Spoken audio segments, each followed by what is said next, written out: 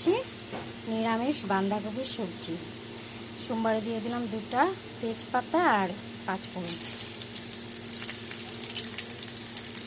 সোমবার আমার হয়ে গেছে।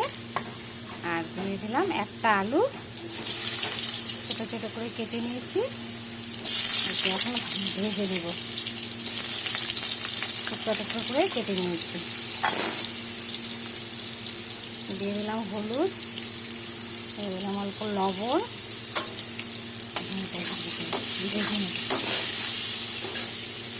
আলু আমার ভাজা হয়ে গেছে।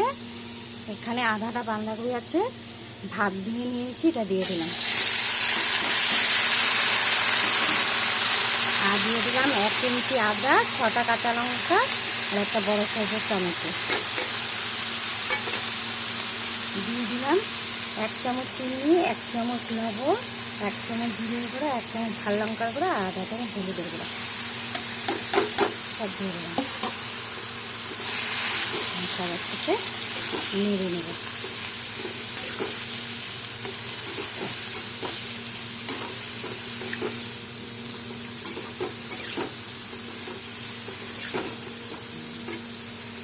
আমার বাঁধাকপির তরকারিটা মোটামুটি হয়ে এসেছে। এখন অল্প 2 চামচ চালের গুঁড়া গুলিয়ে দিয়ে দিলাম, যাতে ঘন হয়ে যায়। দেখতেও ভালো লাগবে, খেতেও ভালো হবে। ঘন হয়ে যাবে আর শুকনা শুকনা হবে। তো অল্প আছে আর হয়ে যাবে। নিরামিষ বাঁধাকপির সবজি আমার হয়ে গেছে।